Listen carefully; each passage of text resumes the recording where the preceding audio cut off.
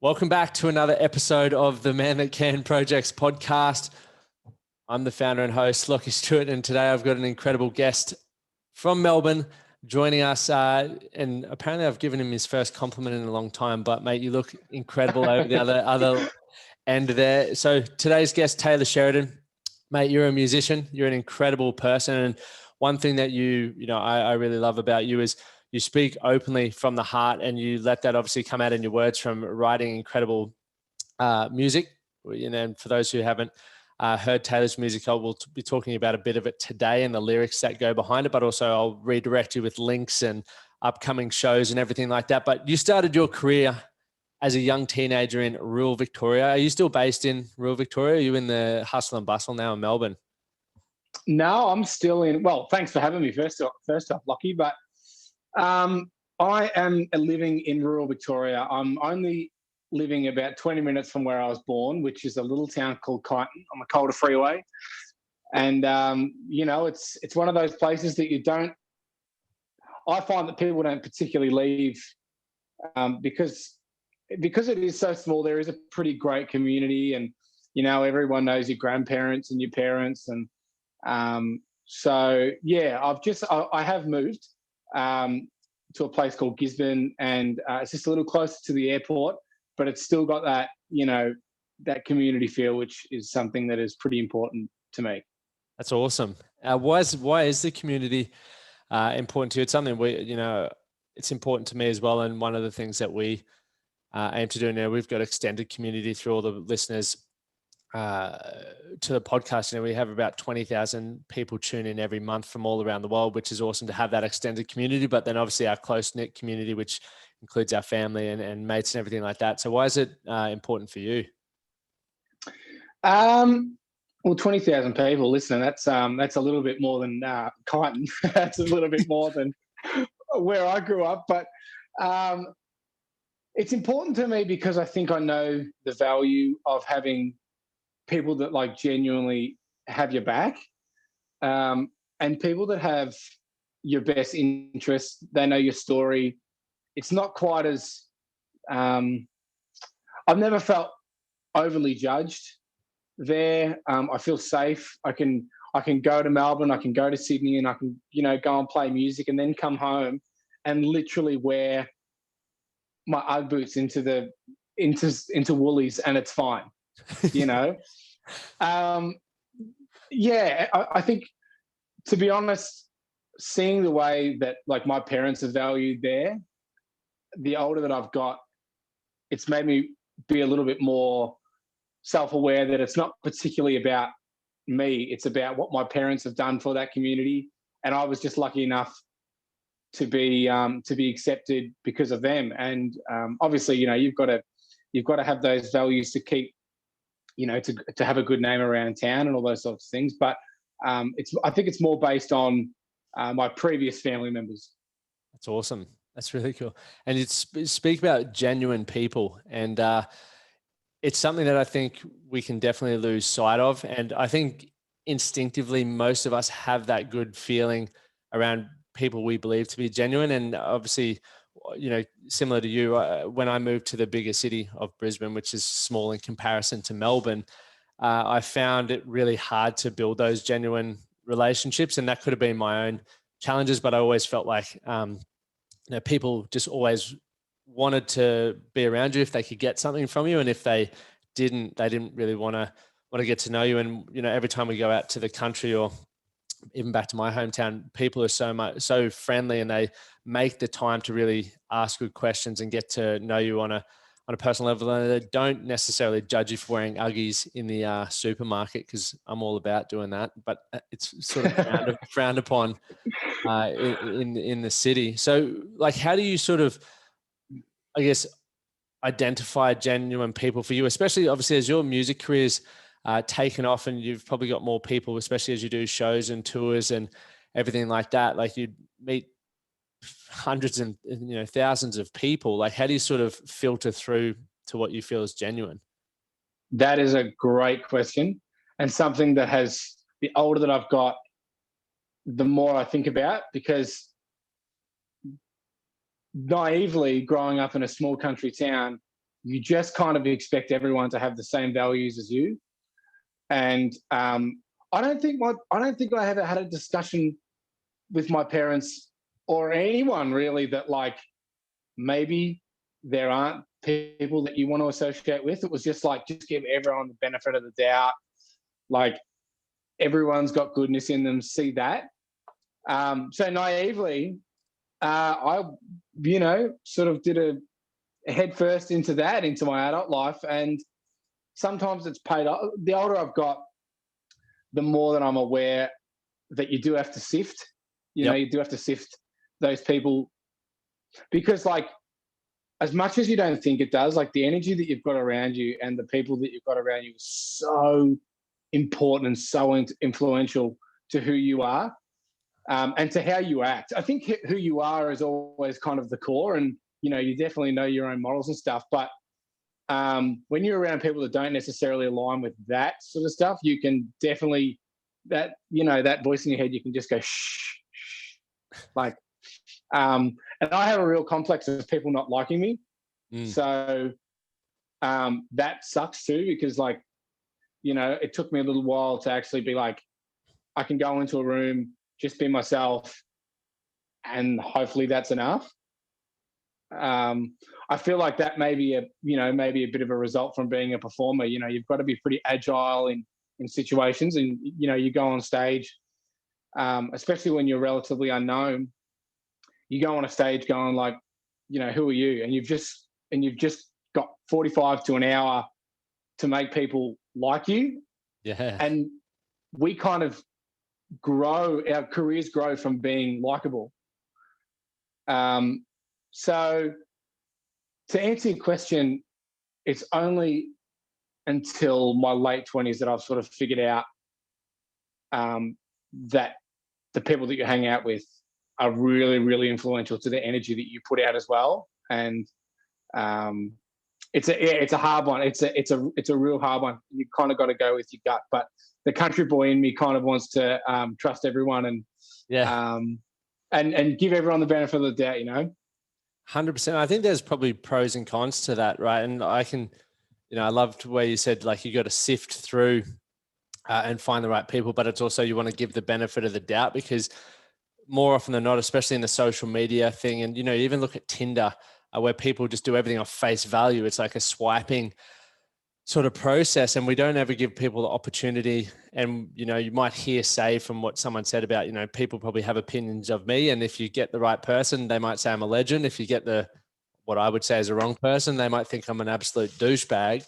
And if you do 100%, you take that, you never really get to understand or learn from those people. But there was a post I saw, obviously you were playing a show recently in one of your songs, When the Demon Came. There's a part where it says, be kind, for everyone you meet is fighting a hard battle, and sort of tying that into what you were saying there, and being able to sift, as much as off face value, they might share the same values, and you may look at them and go, no, I don't want to be around them. It's, from, I guess, where I like to take things is it's important to understand what they're going through, because if you can really understand them, you can tick that box and go, yep, complete douche. I don't want to spend it. They're not the right person to hang around. Or you might find out that there is some underlying stuff going on that maybe, you might be the person that allows them to have the conversation they need to change their life as well. Yeah, that's a really good point, because with the whole sifting process, it is difficult because you don't know what everyone is going through. And when I wrote that song that you're talking about now, When the Demons Come, I feel like I was at my lowest. And it was probably because there was a bit of a change in my circle, and there was a bit of a change in, I don't know, I kind of got to like my early 20s and just thought, well, I'm a good guy, so now for the rest of my life, nothing bad's going to happen to me.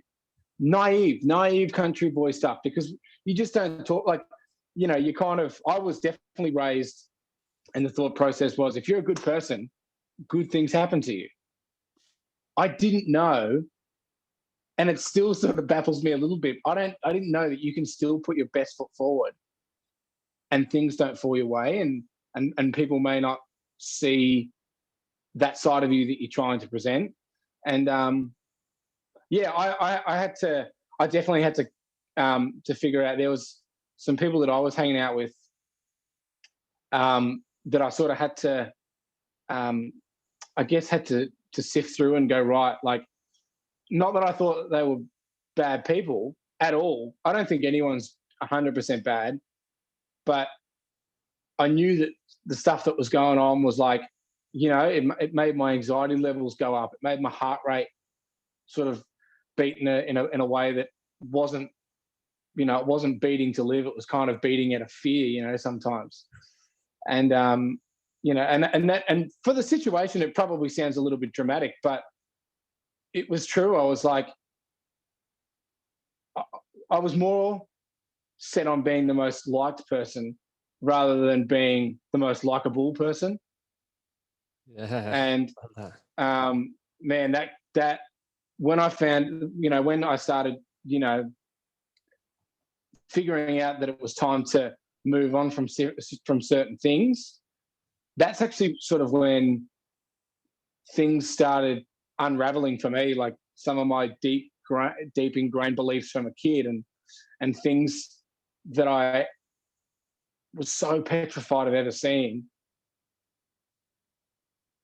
That's when I started probably spiraling a little bit in my own life, and that's when I wrote that particular song, "When the Demons Come," because all of a sudden I was trying to do the best thing for me by cutting this energy away, and for some reason all this stuff was happening. All this stuff was happening for my self-esteem and anxiety and my view on myself. Like, I kind of like started beginning to think that, like, maybe I am like a piece of shit. Like, maybe, like, why would I do this to these people?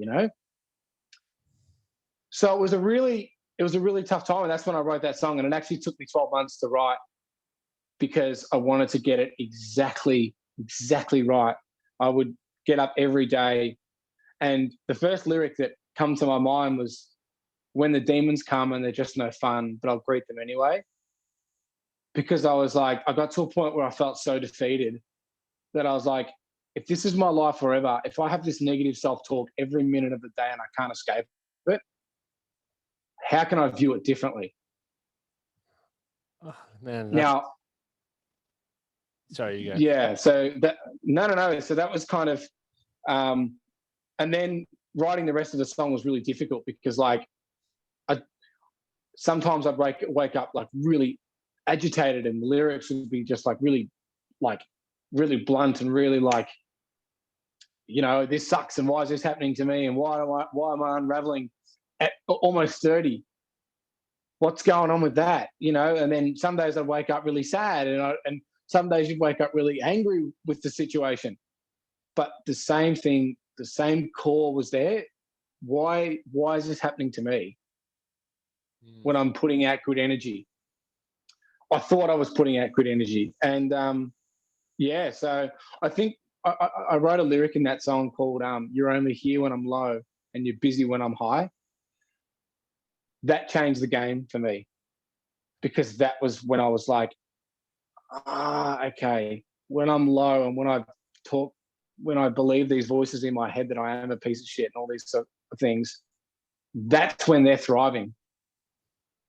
When I'm on stage and I'm in my zone, or I'm there sitting on a date with like my beautiful girlfriend, they're gone. They're not putting in there. They're not saying like, "Man, your life's kicking ass. You're a legend." They only thrived in the moments where I was not doing the things that I should be doing.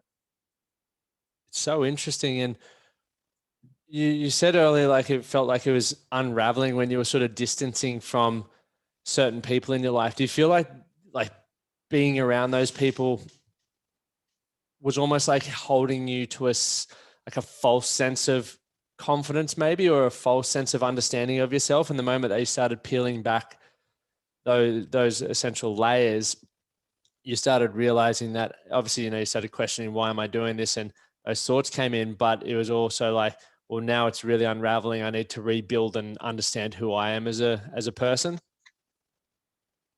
Yeah, 100%. It's like, I use this analogy because something happened a couple of weeks ago.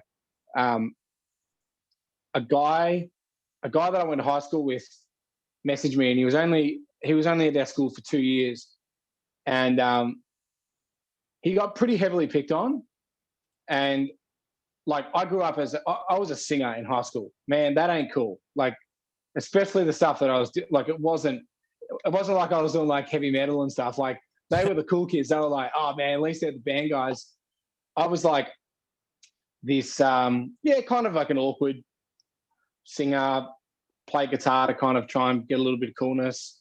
And I remember this one guy got picked on pretty heavily, and I hadn't spoken to him. I think about him often, actually. And he messaged me on Facebook the other day and was like, hey man, my girlfriend like tagged me in your music because you were playing in our town. Can't believe you're still doing it. You know, I'm so proud that you followed your dreams. And the guilt instantly that I never said anything to those bullies and never stuck up for him makes me feel like shit every time I think about it. And I was like, hey man, I'm going to, like, let's chat, like, let's catch up. And he was just like, oh, I just wanted to sort of message you and let you know, like, that's cool. And I'm sure he's done his own thing. He's engaged now and all these sorts of things. But I thought it's kind of the exact same thing as happening when I was like, 27, 28, when I started distancing myself from that energy. It was exactly the same. I've been quiet for so long because nothing bad's happening to you. Like, because it's not directly happening to you. It was exactly the same as being 15 and being scared shitless of not talking to those bullies. Just because they're your mates doesn't mean that they're not bullies. It doesn't. It may not be directly at you, and you may not see it, but like, saying nothing is just as bad as inflicting the pain, if not worse, because the guilt. At least you've got something to work on and go like, I often think that if you hurt someone, if you physically hurt someone, if you punch someone or whatever, you've got something to work on. Oh, maybe I've got a bad temper, and I've really got to check that. And when you don't say anything, and when you're just a bystander, it's like, do I have a backbone? Like, how do I? What can I do to improve that? There's not a great deal. There's not a class that you can take, or it's just like a hell of a lot of self-reflection of like, do you want to be that person that sees someone get beaten up, or do you want to just stand there and cop a punch for them? And 15 years later, you'd be proud of yourself. Maybe not at the moment. You might have a bruised eye and maybe your tail between your legs, but 15 years later, you'd be sitting there going, yeah, I did the right thing. 100%. So I guess that's the same as distancing myself with negative people later on in life. It's like, this feels like crap now, but I know that when I eventually bring kids into the world or set an example, or what sort of energy do I give, and what sort of legacy will you leave? And that's it. I mean, as far as like, it doesn't seem that important when you talk about legacy, but it is. To me, it is anyway. Yeah, well, it's aligning with your values, right? And a big reason why a lot of us experience shame and guilt is because we're going against essentially what we value at our core, right? And one of the things that you sort of touched on that you valued was like, you want to stand up for people when things are obviously going against them, just out of character, right? That's like a character trait, and a lot of people have it. Like, a lot of people carry. I've had shame and guilt for so many things that I'd done. But the beautiful thing is, if we identify the shame, it's because we genuinely care. And if we had the opportunity to do things differently, we would. But where I believe, we're unfortunate as a society, and as especially children growing up, we aren't taught to understand and recognize what our core values are, or our core traits. And if things aren't at the forefront of our mind, it's hard to work towards it, right? As kids, we're generally working towards getting good grades, trying to get to university or whatever it is. Like, that's where our focus goes. So everything else that's happening in our life is happening, but there's not much intention behind why it happens, or the legacy that we can be, ultimately leaving forward. But like, had you not had that experience, Taylor, like, you wouldn't be sitting here now going, fuck, I had, shame and guilt around that because of the way I acted. But I guarantee you, you'll never do that again. Like, And it's really interesting that you say that, because it's like, you can definitely have those values, but like if you don't act upon them, they're no good to you. Like, I had all these values. I know my values. I think I'm really aware of my value system, and but like if you don't put them into practice and you actually don't act on them, they're just words, and that's probably why I disappointed myself the most, yep. because I knew, I definitely know what I stand for, and what I believe and what I don't believe. But yeah, when you're not using them, I think I carried a bit of shame just even with that. Like, it's just like, man, you're way better than this. Like, you've got a heart that like cares, but when you care about the people around you, and why aren't you putting these things into practice? Do you think because you needed to start with yourself first at that point in time? Oh, dude, without a doubt. Like, I think I just expected to be okay without even like asking myself the question ever. I was just like, you're a good guy. You've got not that many. I perceive myself as a good guy, whatever that means. I want to, I look after my friends. I feel like I'm a good son, all these sorts of things. But then when it starts unraveling, it's just like, what is going on? If I truly believe that, and you need those, I think now I needed that experience, even though I thought it was so unfair for so long. You need something to challenge you on thinking that. Now, not challenge you in a way of thinking like I'm a bad person and I need to start acting. It's more like, what are you prepared to do on behalf of your values? And at that time, I was prepared to be silent and not say anything, to be liked and to fit in with people that didn't have the same value system as me. Now, that sounds pretty gutless, in my opinion. And that is not what I want it to be. I want it to be someone that like, no, this is what I believe in. And yeah, maybe a couple of mates drop off. Maybe I'm not going to have 1,000 people at my funeral one day being like, man, that guy was so great. But I'm going to have 5 people that are going to be like, yeah, man, he's at least, he stood for something that he cared about. And so I think going back, it's more like, I just wasn't prepared to act on any of my values at the time. And that was where the unraveling started, I think. Yeah. And most of it, like you've probably heard the same, we can only love others to the extent that we love ourselves. And that probably goes in, we can only care for others to the extent that we care for ourselves, etc. And whether it's stick up for or protect, and that sort of highlights the work that a lot of us miss out on. I know for a long period of my life, I can resonate to what you just shared then, because there's many, I hung out with the cool footy guys, but I was bullied by them 2 years prior when I was a skateboarder, but I wanted to fit in. I wanted to be liked. So I changed who I was to fit in. And then I saw picking on people who were exactly like I was, and I didn't do anything. I just sat there because I was fucking glad I wasn't the one getting picked on. But now you look further forward and you're like, I wish I had said something, because if I was, if I changed myself to that point, I could have changed changed other people earlier, or helped with those sorts of things. So there's definitely opportunity to do that. But I know also what you're doing now is inspiring. As you said, that guy reached out to you off the back of hearing your music and seeing that you're still pursuing what you love, which is inspiring in itself. So even though it wasn't directly doing it in the way you wanted to, you're still indirectly having a positive impact on that. But let's dive into the song a bit more. When the Demons Come. It's an absolute cracker. And I was trying to work out, because I can actually play it through here. I was going to play a little snippet, but I don't know whether Spotify and Apple would block it, because they normally do that. Good on them. Yeah, they'd hit me up for bloody copyright. And I'm like, come on, man. We'll have to do a GoFundMe page just to get out of the lawsuit. Yeah, exactly. We'll give it all to you. But obviously you said, you felt like you wrote that off the back of hitting your lowest, right? And the period of that unraveling, because you were changing sort of your social environment and various other things. But what was that sort of like for you? Like, can you talk us through how you were feeling, the things that you were sort of had to look at within yourself, and I guess how you sort of came out the other side? And essentially, I would imagine music would have been a huge part of that. I think I did read in an article somewhere that it was like music to you is like a medication. You know, it helps you heal yourself and express yourself.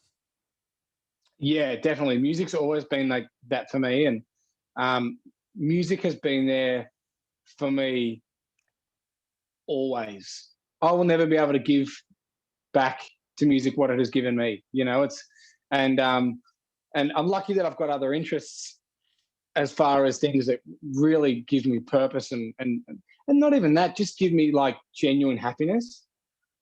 But music is something that is so ingrained in what I do. It's just as easy for me to sing a song right now as it is to talk. It's just that it's that effortless. It's the way I communicate with others. It's the way I communicate with myself. I don't feel like a bit of a peanut when I write, you know, a soppy lyric or a really honest lyric, because that's art. Art is supposed to move you, and that's something that I'm continually trying to do. But when the demons come, that was a really interesting process, because I wanted it to feel like anxiety, because at the time, I think that anxiety feeling in my stomach was there 24 hours a day for like at least 2 years. And I tried to suppress it with everything you can think. There's all the stuff that you shouldn't do. And I was so afraid all the time. I was so scared. I was scared of like, just most importantly, I was scared at the way that I felt about myself. I thought it was so scary that you could like, the people that I don't like the most in this world, there is no way that I would talk to them like I was talking to myself. So when I was writing When the Demons Come, I wanted to do because I was doing a bit of a search, being like, where's something that's gonna articulate the way I'm feeling, like with song. You know, I wanted these hectic drums. I wanted these like direct lyrics about demons, because that's what I felt like they were. It was this like inner voice that was just relentless. And I was like, where is this song that I can play and play and play? And there wasn't one. It was all like, we're gonna get through this. You're gonna be okay. And I'm like, I don't feel okay, man. I don't feel anywhere near okay. I want to know. I want someone to tell me exactly what it feels like, and I want a musical representation of that. That's where I went. I'm going to make my own. I'm going to make my own fight song, but it's not going to be. You're going to be all right. It's going to be like, we have to fight this. You know, we're going to have to fight this feeling to become just at least stable. I wasn't aiming for happy at that point. I was just aiming for stable. So yeah, I started writing some pretty crazy lyrics, and that's, you know, there's really fast drum beat now. I wanted that to represent like a really strong heartbeat, and like your heart just keeps on getting like that anxiety, you know, of just spiraling. You know, I felt like I was free falling all the time. And I could just be sitting at home doing nothing. And I was just like, why am I just like in this web of hatred for myself? And yeah, so I wrote, you know, like, do you hear them coming? Do you feel it in your bones? Like a rush of blood to your chest, and your head feels like a cannonball when your head's just going nuts. It's so heavy, you know. When the party is over, you know, but you tell me you want to stay. You know, when everyone's gone, you're still there. I close my eyes, I hold my breath, and I'm hoping that this all goes away. And then for the chorus, what I thought was the chorus, the music kind of stops, the drums stop, because I wanted it to be like this, like this beat, this heartbeat, this anxiety, this rushing to get somewhere, and then it's just like, stop. I'm tired of fighting who I am. That's the first line of the chorus. You know, to take the power back and breathe again. Yeah. You know, there's nothing less you owe yourself. So when the demons come and they're just no fun, but I'll greet them anyway. It's kind of, it's positivity wrapped up in like fighting, because that's what I felt like it was. I felt like it was a fight, and it was going to be a fight, and it wasn't pretty most of the time. And that was that song for me. And when I put it out, I was like, I wanted to get in contact with like Beyond. I got in contact with like Beyond Blue. I got in contact with all these different organizations, because I kind of wanted the visual to represent the stuff you can't see. It's not like a broken arm and people go, oh man, I would have loved if people had have just assumed that there was so much going on in my mind and just treated me differently, or like at least we're not like we're kind, or because you want to be treated different when you're vulnerable. And so I was like, yeah, I'll get in touch with all these organizations and get people in a video clip and blah blah blah blah blah, and it's not going to be about me. And that was just a way of me trying to hide. It was just a way of me still hiding behind my art, rather than being like, hey, I'm struggling here. And even like I showed my parents that song, and they were like, are you okay? And I was like, yeah, of course I am. It's just a song. And I remember I ended up getting knocked back by one of them. No, sorry, I didn't get knocked back. The pandemic happened. So this was 12 months before all the COVID stuff happened. And I didn't write another song in that time, in that 12 months. I only wrote one song that year, and that was that song.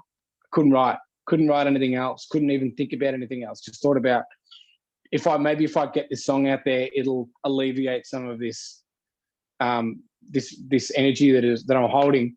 And then the pandemic happened, and I actually was going to get people in the film clip. And it was about a week, and I got in a room with a videographer, and I did a video. I did sort of a video as a test dummy to say of what I was thinking of having. When the pandemic happened, that was the only footage we had. So it forced me to go, either you wait however long this thing's going to last, or you do this crash dummy thing that you did, put it together, and you can't hide. This is all about you. And I did. That was the video clip that I released. The front cover is me with two empty chairs behind me, next to me. And because at that time it's like, yeah, I felt like it was so like coming from both sides. It wasn't an angel and a demon. It was just demons. And so I put it out. I called my mum and dad and I said, look, if you're not embarrassed of me that I'm going to put this out, and like I'm crying and stuff, and I'm getting really emotional because I'm like, here, I'm basically telling my parents, I'm finally fessing up. I'm not doing okay, and I'm about to put something out there that is so up for scrutiny, and people to go like, oh man, like if you're not okay, do we want to touch that? But yeah, I called my parents, and especially my mum. She was just like, we're proud of whatever you do. If this is what you need to do, then you do it. And I put it out, and it connected in a way that all my happy songs connect, but this was different. It was a different conversation I was having with people.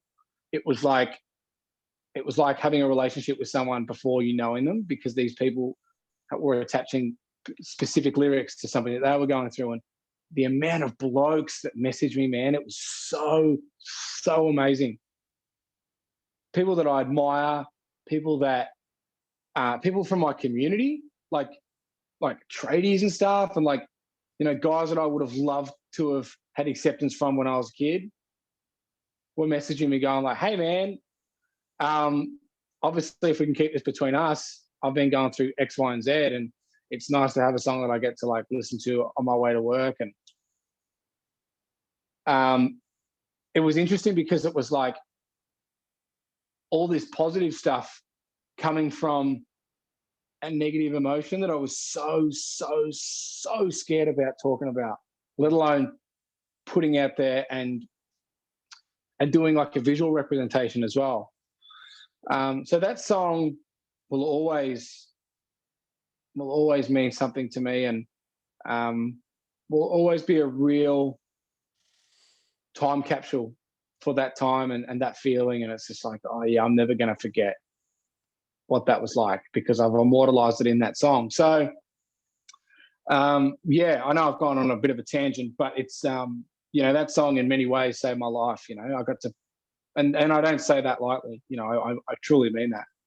I think, it's not only helped you save yours, as you said, but it also, as you mentioned, there are a lot of people who really connected with it in a different way because, I think that anxiety and the feelings of sadness and depression and stuff are so common. But as you sort of alluded to, there's so many people that want it kept between themselves, or, they brush it off maybe when they do attempt to reach out for help. And then someone goes, oh, you're right. They're like, yeah, like you did with releasing the song. Oh, it's just a song, mate. Like it's not how I actually feel.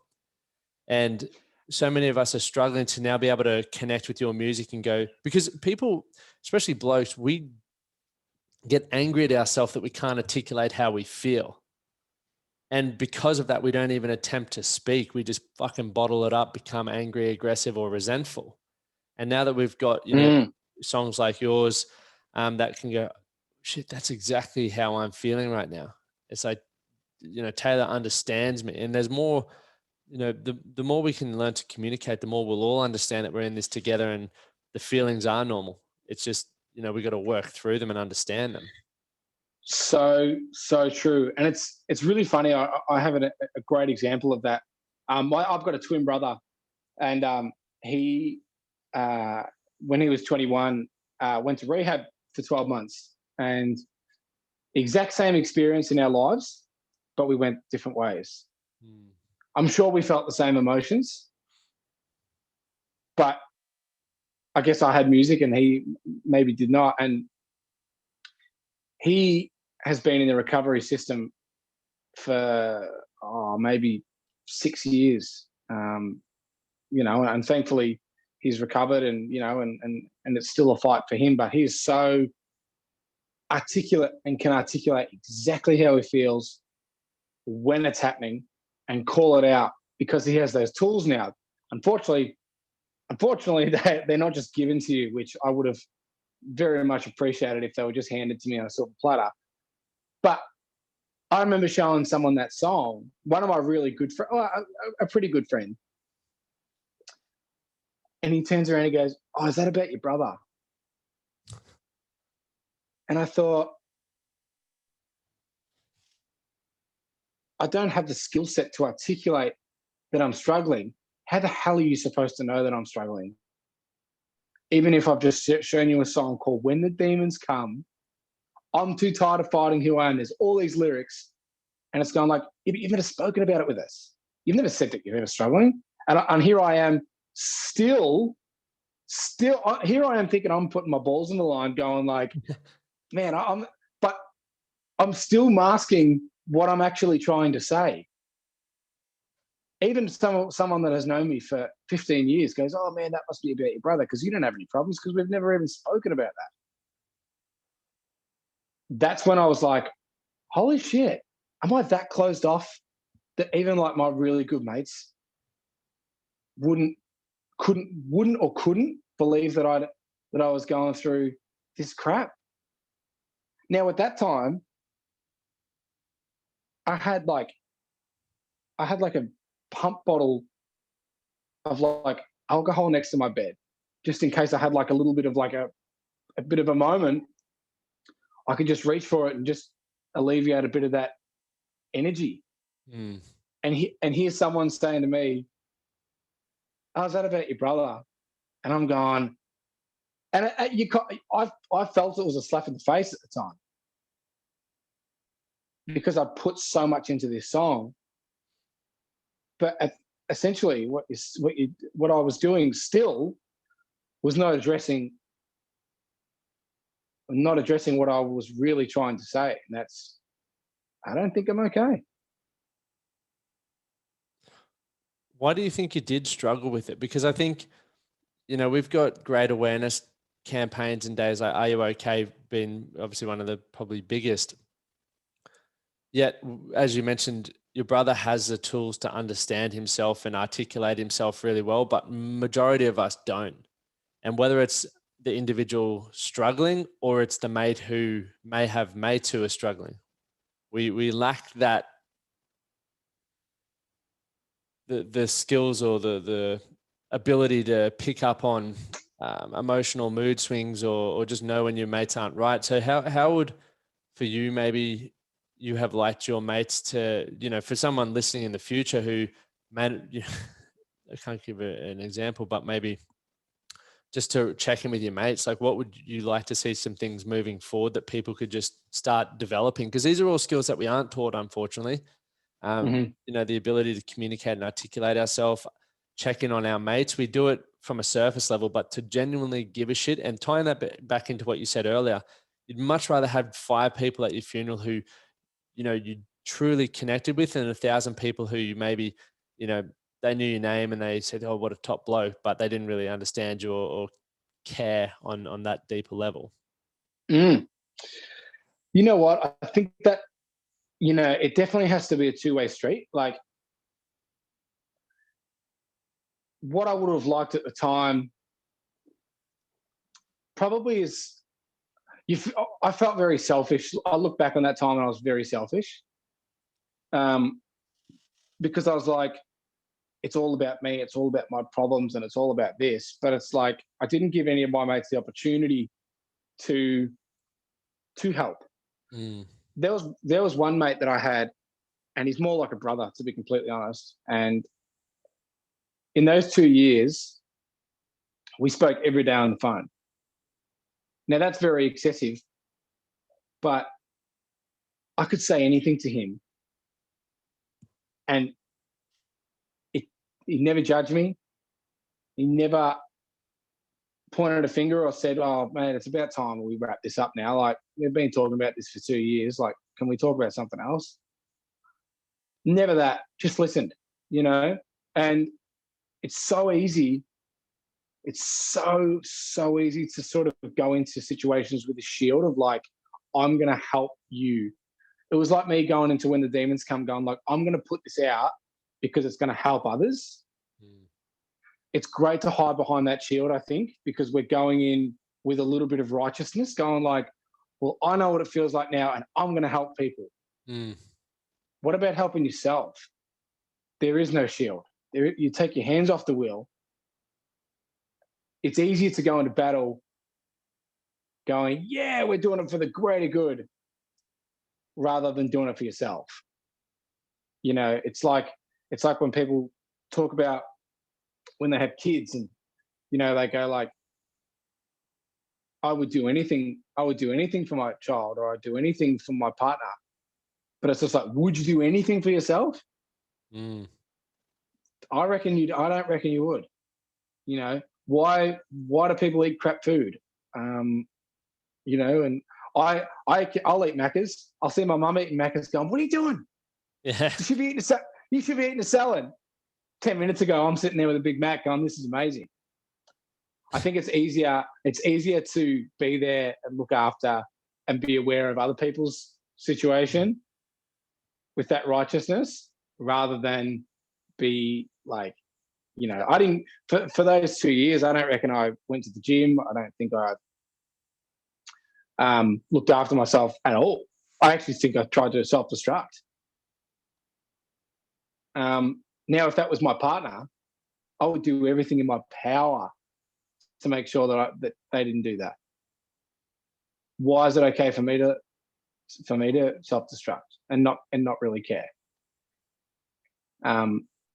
So I hope that's answered your question, because that was something that was really apparent to me. It's just like, I would fight tooth and nail for my mates, but I barely want to lift a finger for myself.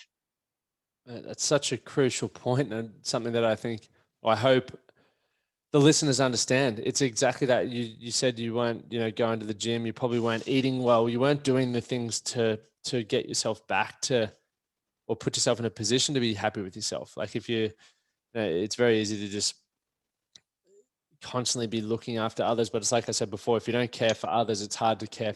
So if you don't care for yourself, it's hard to, you know, really truly care for others in the long run, because you're going to burn yourself out. But I've got one last question for you. And the context is obviously, or the question is, what is your definition of being a man? And the context behind that is that I love to, you know, there are the generalized or societal norms of what that is. And for a lot of people, it doesn't align, right?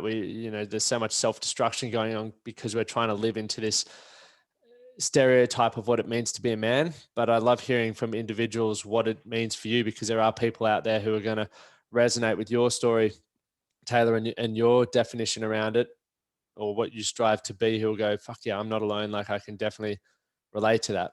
So I'd love to hear that from you.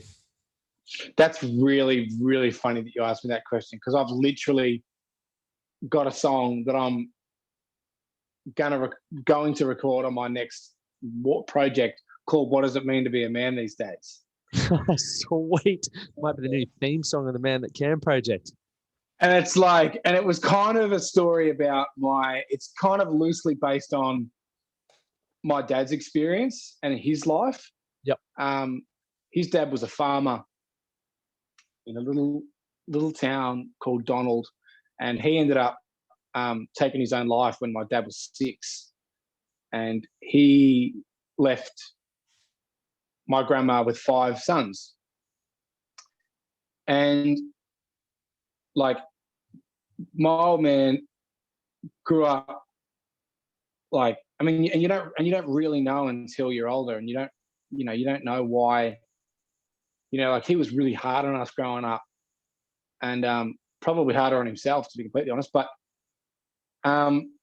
he was trying to be this, knowing the story of especially my dad's life, trying to be so strong to mask what happened with his dad was kind of, I think genuinely, I think if my dad had his time over again, he would have been more emotional with us. He sort of raised us like, you've got to be like, life is going to throw some curveballs at you, and you've got to be strong enough to do it. Not resilient though, strong, not resilient. There was a big difference. So growing up, I just thought all you did was work. Little did I know that the poor guy was probably working so much to outrun his own demons. I thought a man literally just worked, and even when I was sitting down on the couch, like, that's just a waste of time. Like, just be so closed off to anything. Like, I thought, like, I saw my dad once hit his hand with a hammer, and he didn't flinch, and the nail like bent off. And I asked him, I was like, why don't you cry? Like, why aren't you crying?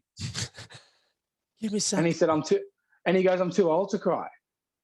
And I always remember that. And I remember thinking, that's pretty cool that you get to a certain age and you stop crying. That's pretty cool. Superhero. Yeah, like, it's as like a superpower. And I really, really, really wanted to be that guy. I really wanted to be a kid that I really wanted to be like a dad and a man that, like, nothing fazed you. Like, you never really had the highs, the lows. It was just kind of like you were just doing it, All that has changed. All that has changed for me especially the last decade. Living out of home, going through your own ups and downs. What do I think it means to be a man these days? Man, I think it is so more important to be able to handle that inner pain, that physical pain. Seeing my dad with his finger off and saying, like, I'm too old to cry. Like, it's kind of implying that, you're too tough. Life has toughened you. Life has really dealt you these cards, and you've just sort of gone with it. And it's just like, if you can't feel the pain, can you feel the good stuff too? I know that I want to be a man that is really open to the highs, the lows, the in-betweens. I want to be a great dad one day. You know, I want to be able to access these emotions and hopefully part a little bit of wisdom onto them. Because I couldn't talk about that with my own dad, and the answer to that is he couldn't do that to his own dad. You know, and turns out his dad, who took his own life, had depression, but they didn't talk about it then, and they all said that he died of, like, you know, I think it was cancer or heart attack or something. At what point generationally does that not become okay anymore? Mm. I think one of the strongest people in my life is my mum. Now, she cries every day about nothing. She loves unconditionally. Strength has changed in my view. Strength is not about hitting a hammer on your finger and not being able to feel it. Strength is about accessing those feelings and dealing with them when it's happening, because that's when I feel the strongest. And that's when I feel like a man. And then I get to be a man to my girl. I get to be a man to my mates. I get to, like, not have to cower when I'm actually dealing with the shit that is going on with your life. That's what I think it takes to be a man these days.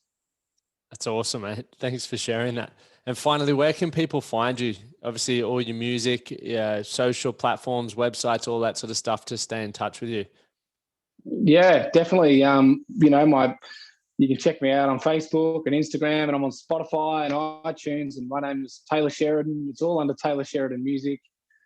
And yeah, I'm just going to keep, you know, and that's also an important thing. Like, you know, I'm so lucky that I get to do what I do. I get to have my passion as a career, but it doesn't make me not susceptible to the shit stuff as well. So, which is important to know as well. So, yeah, man, I've really got to say thank you for this chat today. It's so nice to talk to someone, like, you know, the positive vibes that you put out with all the stuff that you're doing at the moment.